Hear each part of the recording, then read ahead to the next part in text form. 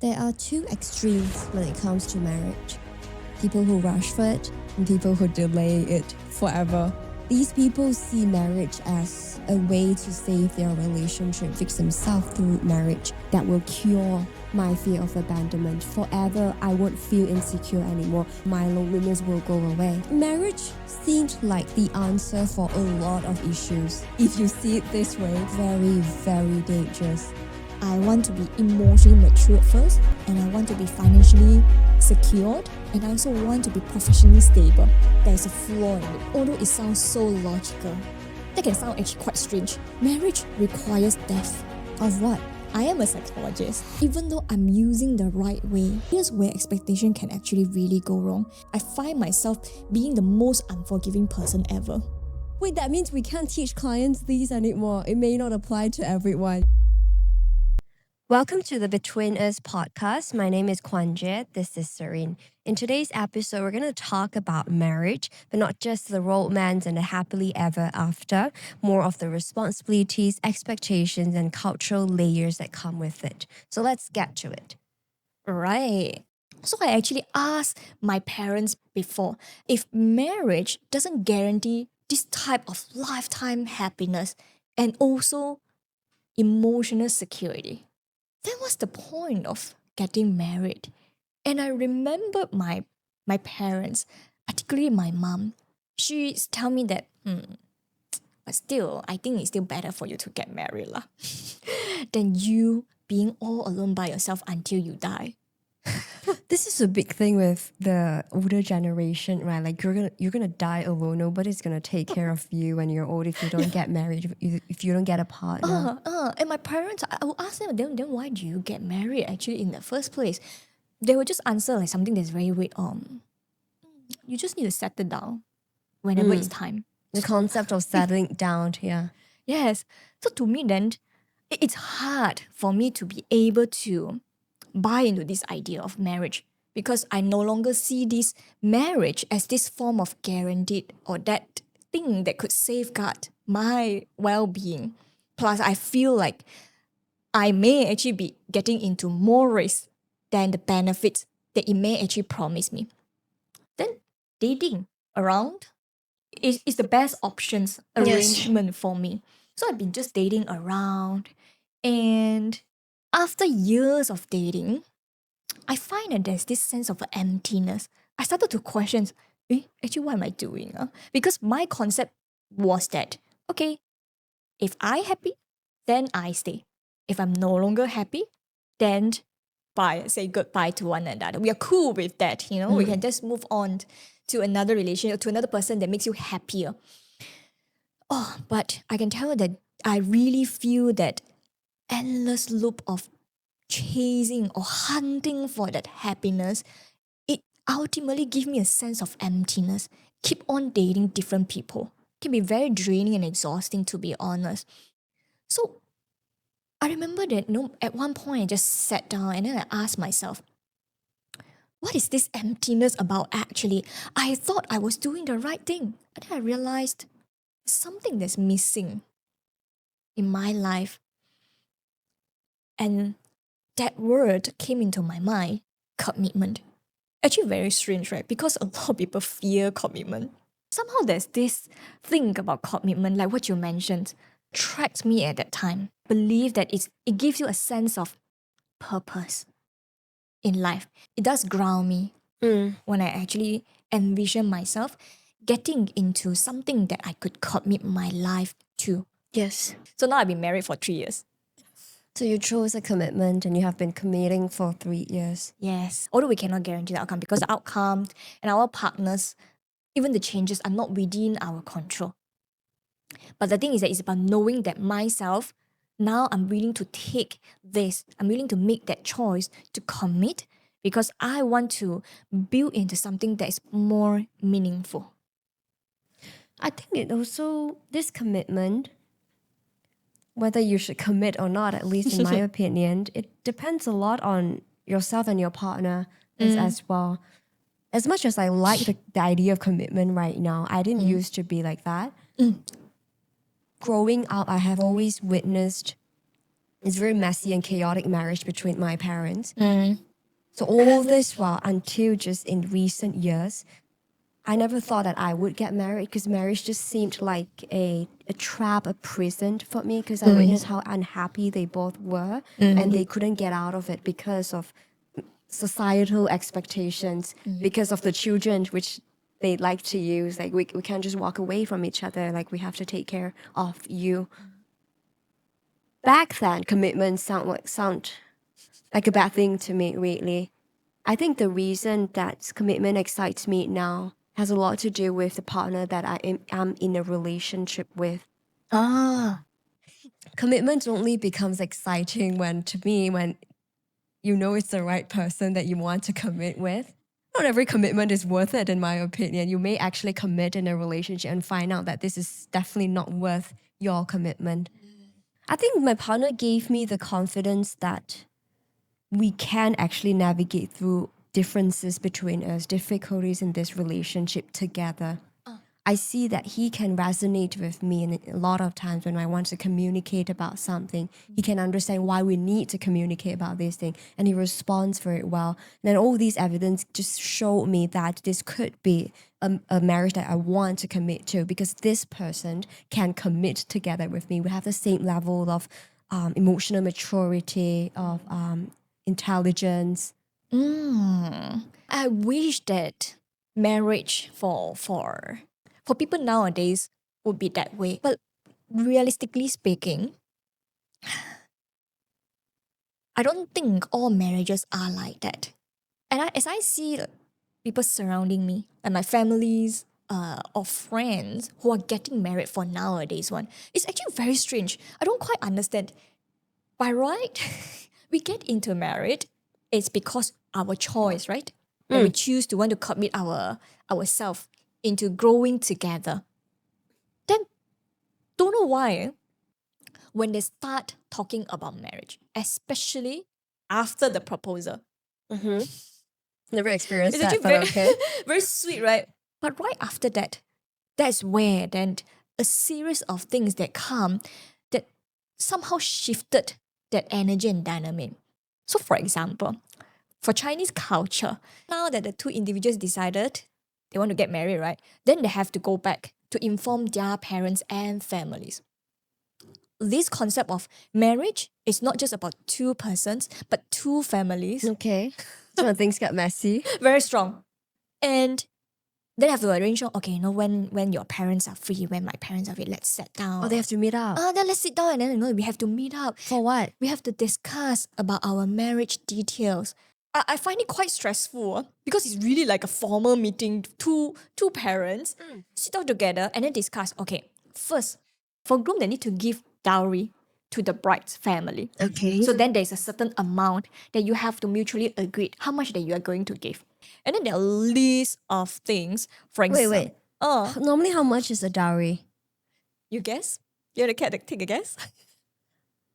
I know about this dowry thing, but my family, we're not very traditional. So I thought it's just for the show of it. So like maybe 1,000 ringgit, a few hundreds ringgit would do.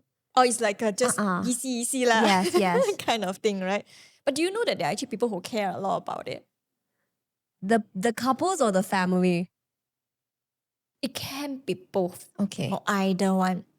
Okay. But especially the recipient, meaning the bride and the bride's family. So normally how much is it charged? I don't know. Okay. But like what you mentioned, now because of this concept, right, then it's actually quite extreme. I believe that during the industrialized era that you mentioned just now, that is a very determining factor. If you Yes. don't give enough, then I'm not going to marry my daughter to you. You're not suited for our family status or wealth. It matters back then.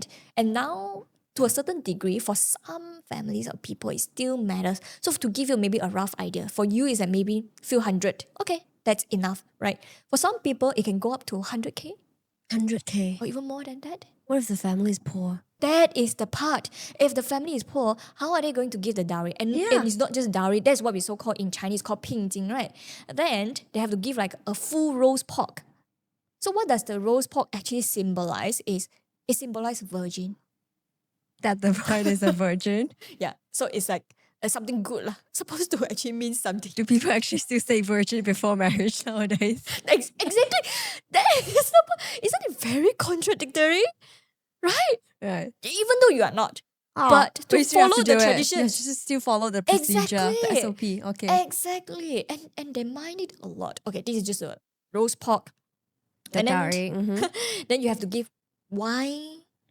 Or like, you know, Wine? like wine, Chinese Okay. wine. Or like some jewelry.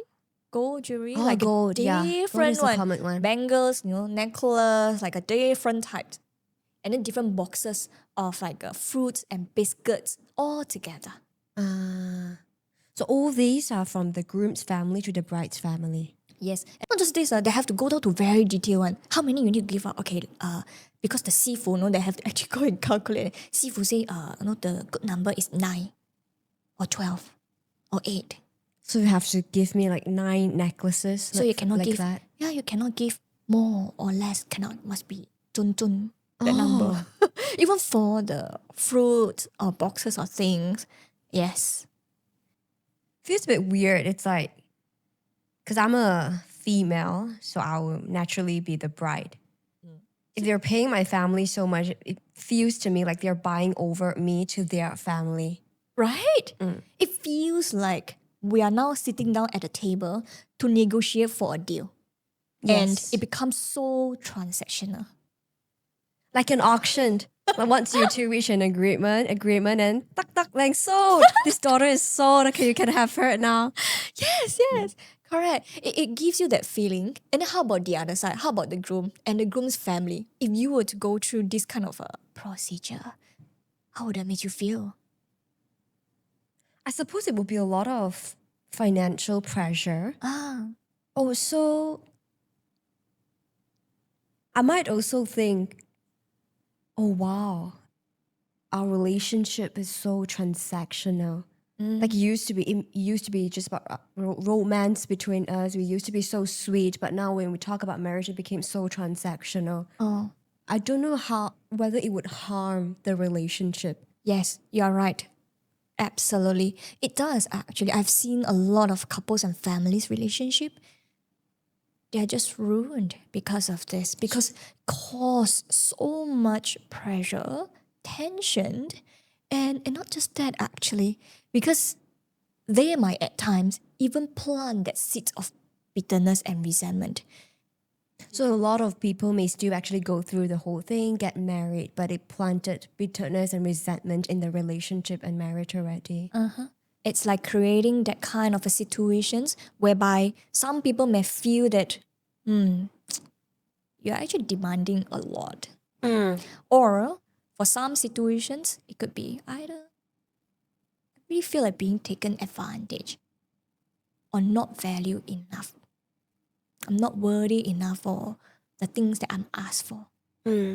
So as much as we say that marriage nowadays is about self-actualization, there's actually still a lot of traditions and culture attached to it. And that can be very detrimental because younger generations, we see marriage as self-fulfillment. When this thing comes in and we have no say in it because our parents have the say in it, you're supposed to do it this way. That makes us question a lot of things, but at the same time not being able to do things differently. Yeah, I actually find it very puzzling why people still follow through this kind of a traditions when we don't really mean it anymore, right? Are you like planning to get married? Then you expecting or preparing yourself to enter the other person's family and then to serve their family needs. Nowadays, people get married, they don't even stay together with their in-laws anymore. Right. Yeah. So if you don't have that kind of expectations, then why are you expecting the grooms to actually still follow through the traditions? It sounds like you are following it just because it benefits you, right? When I first learned about it from my parents, I was like, what is all of this thing, I don't think this is what I chose to get married for, actually. And Wait, did you go through that? I told my parents, no, don't you dare to ask me or have me to follow through all of this steps and procedure. I don't want to go through that because I felt so disgusted, honestly speaking. It sounds as though like you're now putting down a contract, a negotiation with the other families, which I don't want to go through that lah. And they're able to understand and forgo that culture. Initially, they're a bit hesitated. Then I ask them why. They tell me, but this is our Chinese tradition. Yeah, so they always like to say it has always been like this. It's supposed to be like this. Yes. But I really don't want to go through this because knowing that how I've observed and witnessed couples and families, not just that it ruined their relationships and weddings, but it also plant bitterness that actually leave real wounds. Oh, I don't want that. I rather to just be like a festive, like a celebrations. Like a very simple one, a very happy thing. Yeah, why not two families just like a celebrate our Yes. union, our marriage?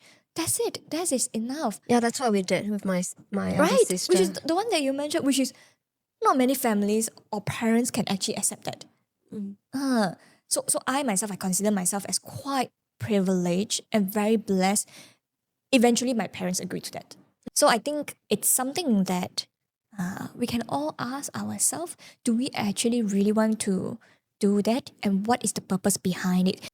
I think even if, let's say, both families, they really think this culture is an important part of this union, of this marriage, at least we could maybe loosen it up for a bit, reach an agreement. It doesn't have to be so rigid, like exactly what amount according to the sifu, or like the roast pig, and how many gold bangles that you need. I think culture aside, maybe if you want to retain that, at least go by the partner's financial capacity. I do agree with that approach because somehow marriage for some cultures is really not just about two persons, it's about two families. So I do understand that there will be some limitations we have to fulfill, but maybe you can negotiate with a partner to maybe reduce it to a degree that is enough to still please Yes, the parents. just to keep the culture. Yeah, but it's both sides are happy. Yes, because ultimately we want to know that marriage is about the union of these two individuals. It's the both of you. So very important that both of you are in line with each other. Yes. A lot of communication is to be done during this Right? period. If the groom is unhappy with how transactional this is becoming, it's also his responsibility to voice this out. Of course, it's another matter whether the bride can accept it or not. Okay. So now that's a lot about before marriage. Let's talk about life after marriage for a bit now. Okay. Marriage and identity. I think that's a common thing. A lot of people nowadays, they may refrain from getting married because they think that marriage may take away their identity. I want to be me, myself. I want to be free and adventurous. I don't want to just stay as someone's wife for the rest of my life. So what do you think? Do you think marriage takes away someone's identity or marriage completes someone? Because we have heard of both, right? We have heard statement like you complete me or this person will make me feel whole forever. Right? It's like the missing piece to my puzzle. But here's where expectation can actually really go wrong because we actually never really said that your spouse can give you that sense of identity, purpose in life, and even constant happiness. Because by right, that's not your partner's job. Yes. And not to mention, it gives a lot of pressure that could crush your relationships. So for me, what I learned about marriage is that we ourselves is already a whole as a person. And then when we come together, we become a union. For my background, from the Bible knowledge that we had regarding God's design for marriage is that can sound actually quite strange. Is that marriage requires death. Of what?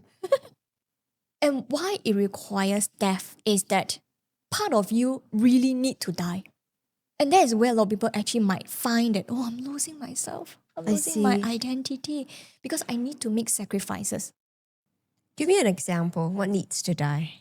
Let's say I really love traveling. And then my partner is the kind of person that want to save as much as he could want. If like I want to remain my stance and you too, then we cannot go together already, lor. Then what die leh? Our marriage die because we cannot come across mutual agreement. So to keep the marriage, part of us needs to die. How it will look like is that maybe we can go for travel, but on a certain budget. Or maybe we can't travel, but once every 2 years. Yes. Okay. Yeah. And then the other person is like, okay, you want to save as much money as you could, sure, but not at the cost of our happiness or our quality time together. Yes, that you're still willing to compromise. Okay, like sometimes you might need to go for a getaway. Maybe not some expensive vacations, but maybe short getaway. So these are like the death of two wills. Then only we can become one together. That's compromising, right? Yes, mutual compromises is actually very important. So these are the more practical one. Then for me, there's one part of me that's actually very difficult to let go on, which then I learned about. Yeah, I also need this death in myself. This part to die down. Okay, tell me about it. It's the death of my ego, Okay. my sense of righteousness. I am a psychologist. So I used to think that I was right and quite good in handling communication and conflicts. So I thought that, with the knowledge and the experience that I had, I know what healthy and effective communication is like. So I know that it's about, okay, when I communicate, I cannot use you statement. Yes. I have to use I statement. Yes, I need to say, when you didn't do the laundry, I feel disappointed. Rather than saying, why didn't you do the laundry today? Yes, and then to say that, I would like you to do the laundry. So I know that I thought I did the right thing. So these things don't work? Totally contradict to my addiction was that when my husband heard me saying that, he got so triggered. Wait, that means we can't teach clients these anymore. It may not apply to everyone. That's what you're saying. That's right? actually what I learned. In my own marriage, I learned that, those are just textbook answers. Yes. That I cannot just do it and then expecting that the result will be promising. Why did your husband get mad? I find it very puzzling also. Okay, he got mad and he became defensive and said that, oh, I forgot cannot meh? Or he would say something that, but I've already done. The dishes are actually help to clean your bathroom. But the thing is that I'm talking about, you didn't do the laundry lah. That's where I actually got expected. Yeah, but I did the rest. Okay. Correct. So, then that's very easy that we get into argument. That is where that will come in. But I'm not saying that. I'm talking about, the other things. Then he said, but I already done so much for you, Then I will be like, but I didn't ask you to do other things, ma. Yeah, then it goes on and on. Correct. Then I realized that, cannot actually. And I can tell that at that point, I strongly believe that there's some issue, something is wrong with my husband. Because I think I already communicated in the right way. Yeah. Why are you responding to something must be there, like you haven't resolved either, like your defensiveness. Yeah, you always take things personally. Yeah. Like you see everything as a form of attack. That is when, see as a criticism of your character. Then that's why you get... Yes. Oh, I think we're naturally inclined to thinking that way. Even with our clients as well. Okay. So I brought my husband to couple therapy. I said, we need therapy. Okay. Yeah, we struggle in this. We need to go for couple therapy. And he agreed. To learn, how to communicate with each other. Then I realized something. Because in the therapy sessions, right, this happened too. Whenever I start saying, love, very naturally, then he would just hold my hand. Wait, out of fear or what? He just hold my hand. Oh, that's about me.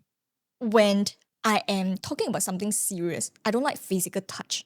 I'll be like, no, sit properly. Like, listen just to sit me. properly and then let's talk. That is when a lot of the times, my husband would be started to actually get agitated. I didn't know that. Where every time when I say, I didn't even realize I did that. Before I actually used the right way to communicate, I actually approached my husband in this way. Darling, let's talk. We need to talk. And I didn't know that this phrase, to my husband, probably to a lot of men out there, it can be quite stressful. Yes. My boyfriend said the same thing before. To him, it's quite anxiety provoking. I think immediately his mind starts thinking, like, Yeah. oh God, what did I do wrong? Yes. What went wrong? So that is when then he will naturally reach out. That's his way of seeking reassurance because he's scared already. Yes. But then you reject that. Yes. It's like, I feel like that's it's that like, makes him even more anxious. correct. So it's like I reach out to you, like sending a signal to me. Be kind to me. Yes, like I'm scared. Like, can you just like sayang me for a bit? Yes. So, but then when I reject him, that's why he got agitated. That's where the defensiveness coming from. Because internally it's like a kid that's very scared that starts throwing tantrum where he cannot think at all. So even though I'm using the right way to communicate my feelings and my thoughts, he's not receptive already. There are a lot of nuances to it actually. Yes. So the only I know about this thing once I understood. Okay. I learned that I need to let go of my need to be right. That it's not about me using the right way to communicate, that I'm the one being right here. But it's about understanding how it makes the other person feel, even though I think I'm right. Even though logically you're on the right, yeah. Yes, but his feelings is more important. And that is the part that I fail to notice, to acknowledge, and to understand. How are you doing things differently now? Once I'm willing to let go of that need to be right, I completely let go of all those phrases that I used to use. To me, it's not important anymore. Because most importantly is that we are in sync. Yes. So my husband language is he needs me to be kind, to show kindness, to show Yes. love first. So now I know already, every time when I talk to him, I cuddle him first. I hold him first. Maybe pat his head. And he wants something that's very simple only. Yes. Could you do the laundry later? He'll be like, okay. He doesn't need me to say. So funny. When you didn't do the laundry, I feel disappointed. To him, I disappointed you. He can, because you create that emotional space for him, then now he has a capacity to listen to what is actually the important thing here. Yes. I let that part of myself die. It's about how he responds to these things. That's why it didn't work. I'm sure it would work for some people. There's a reason I statement is so famous. It's just that in your husband's case, you had to let go of that. It was no longer serving the relationship. Yes. So I learned to speak to my husband language by doing so, and also to accept that. That is where I learned from marriage. It's about accepting, because I choose to love him. It means that I choose to accept and choose to embrace him, even including the part he maybe, he just has more heightened sensitivity to rejections. I'm willing to meet where he is at. But that is also provided that, you see, you create that space for him and then he also listens and change. Meaning starts doing the laundry. He's letting that laziness part of him dies down. Like he knows in this relationship he needs to do laundry. Is that how it works? Yeah, Okay, exactly. So you can see the changes actually happen on both sides. But it's actually for the better change. Yes. I learned to become a better person, to be more patient, to be more accepting and forgiving. Did you feel like you lose part of you or your identity when you let that part of you that always needs to be right go away? Oh, I don't think I actually lose my identity.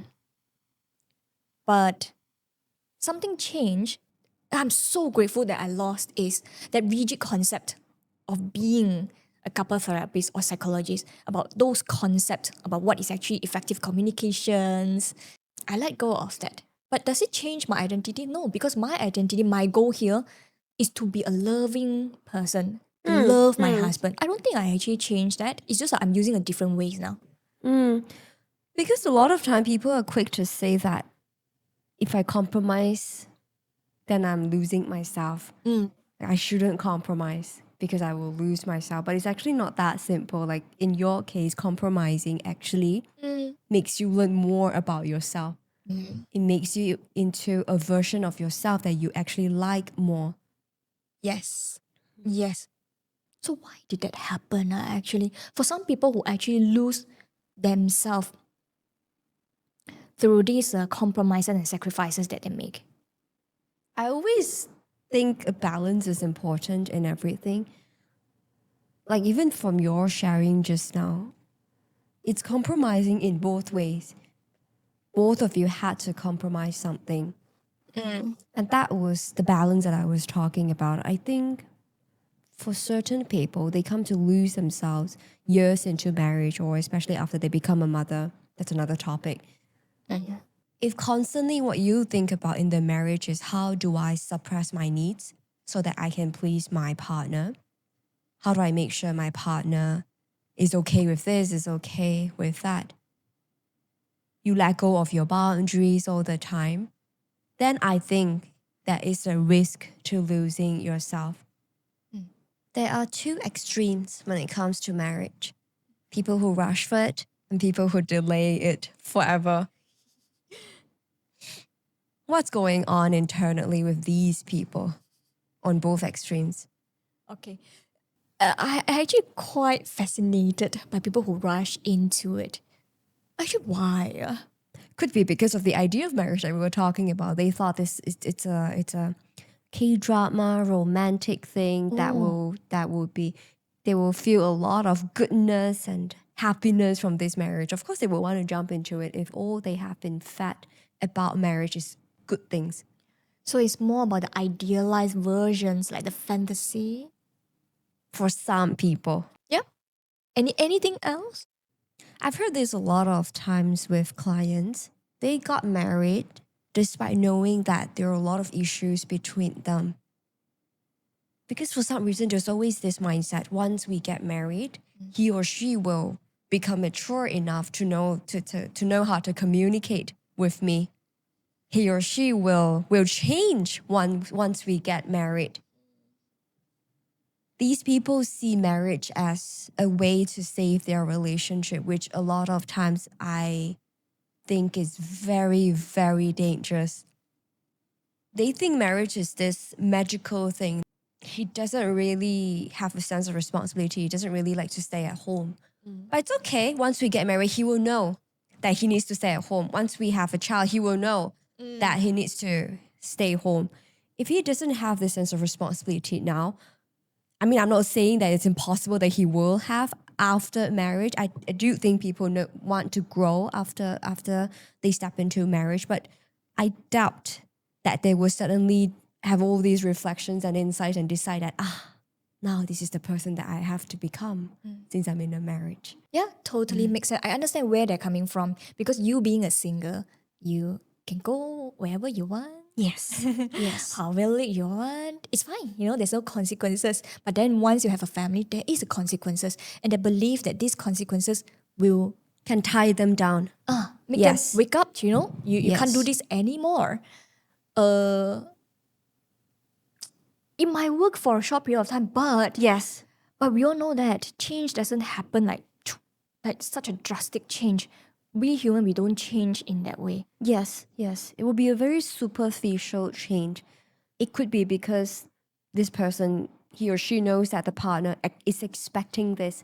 Okay lah, I'll do it lah.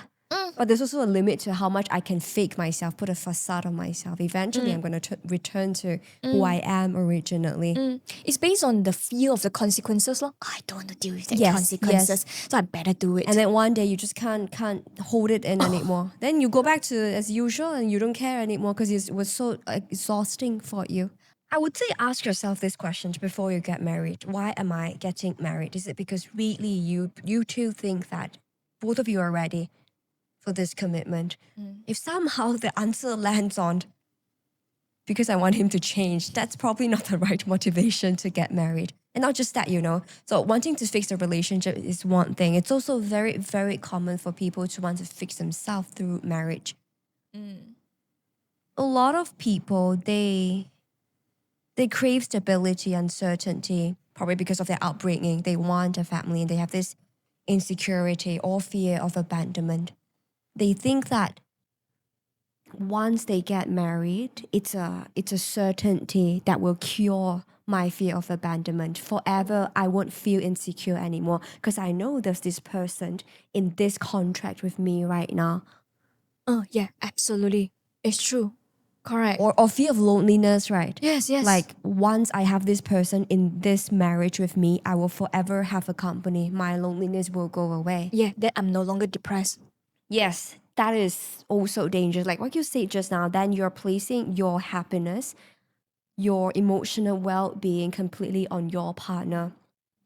Your partner is going to feel it one day also, and that's going to be exhausting for your partner. Also, when you realize that your insecurity, fear of abandonment, and fear of loneliness, they somehow still exist in the marriage, Nah, it's then not you that start way. wondering, oh God, what's happening? I thought this is the end. I thought this is the finish line.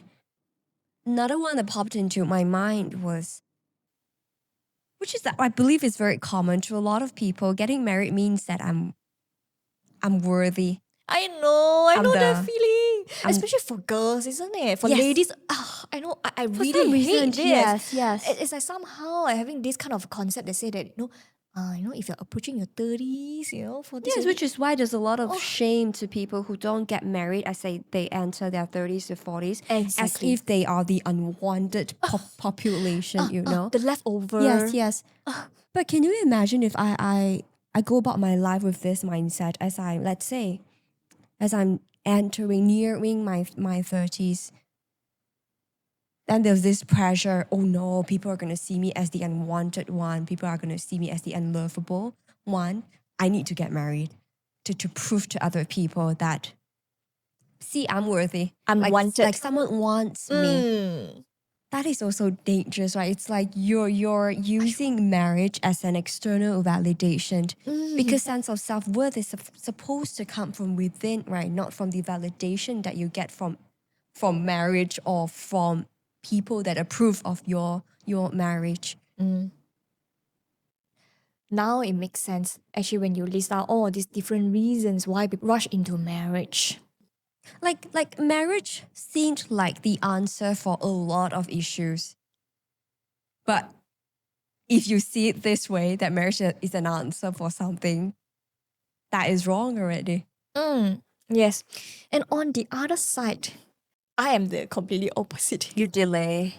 I delay, actually, because instead of rushing, which when I am not ready, because I thought about all of these things that you mentioned before too. Do I actually want to get married because I think that marriage can solve my problem? No.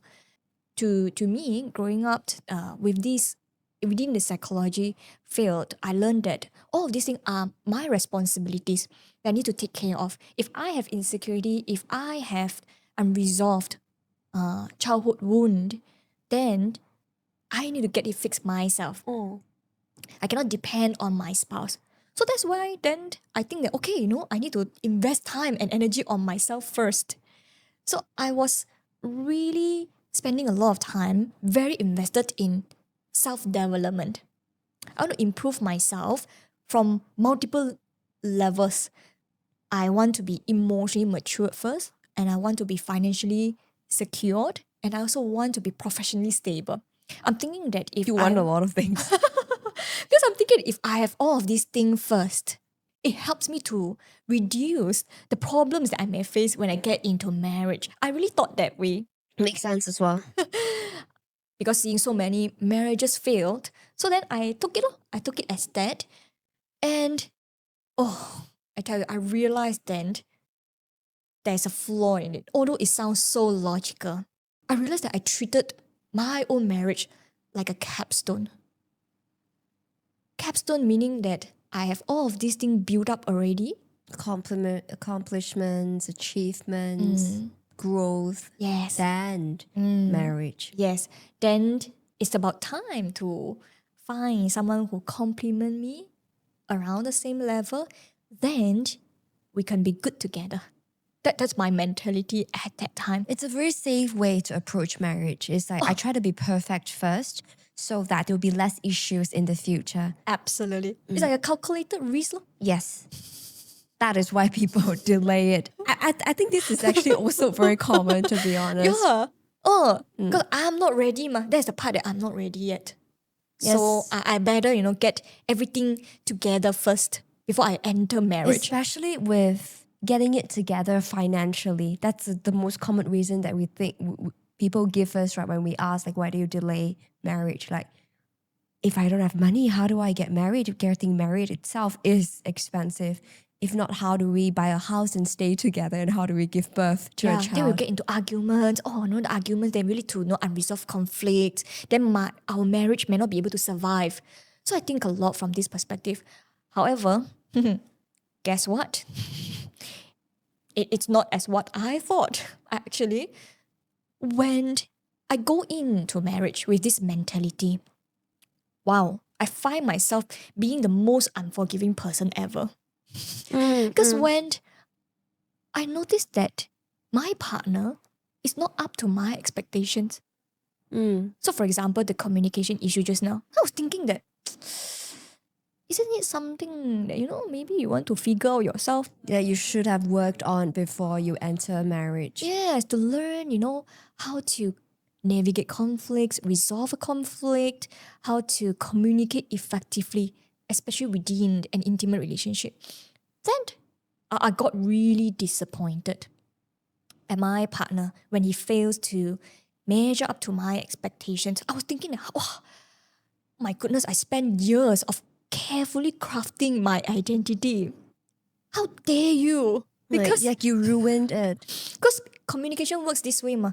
If I tried my best to communicate with you in a healthy, matured manner, but when the other person is not responding to the same way, it got into really heated argument and can get very ugly at times. Oh, and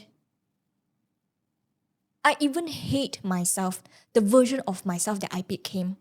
I thought that, wow, I spent years building myself, having healthy emotional regulation. But now it's like, wow, it can just ruin in that way. I lost my temper. I raised my voice. I really didn't like the person that I became. But then, as I reflected on it, I realized that I was wrong. Because I treated marriage as a capstone when I supposed to actually treat it as like a cornerstone. What does that mean? It's about understanding and embracing the idea that there can never be a time that we so-called reach a certain degree or certain standard that so-called now that we are so good already. Then marriage is just like something that, okay, it's like a reward. Now that I've reached a certain level, then now it's time to get married. Then we can enjoy the good fruits of it. No, it doesn't work that way. Cornerstone is when we recognize these two individuals together, we are still figuring things out. We are still growing. We still have a lot of flaws. And I may not be where you think I'm supposed to be and vice versa. But it's about, we learn about each other. We support each other growth. So when I finally able to see this, marriage is not something that I place at the end of my life journey when everything is already polished, but it's something that I lay at the beginning. And from there on, we work together as a team to support each other growth. So I think a good way to put it would be, because both of us talked about opposite points, right?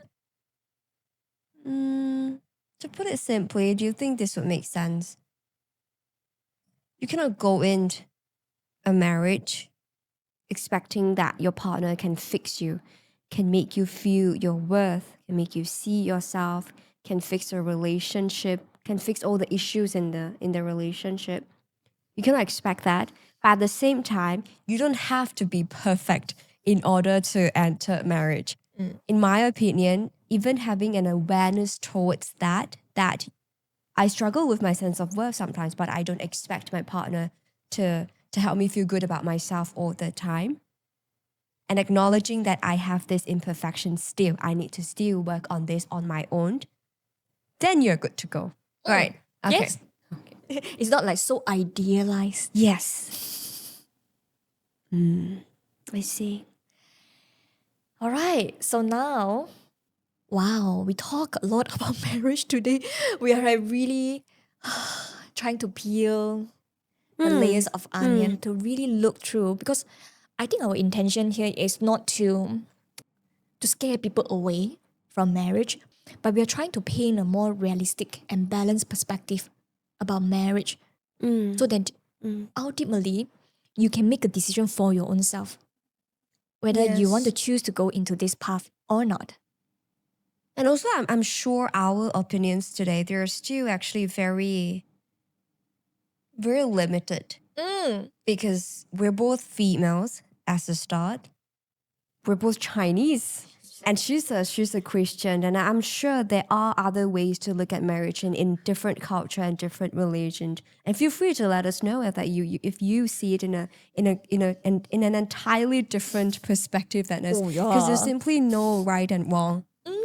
Yeah, I will be very interested, and let us know if you're interested to know, Yes. right? So we can bring in some people who are not of the same background, religion, right? Mentality Yes. regarding this, so that we can talk more about it. So then now, after all, so Kanje, you mentioned in the beginning that marriage is something that you look forward to, right? Yes. So now after today, do you still think that marriage is still worth it?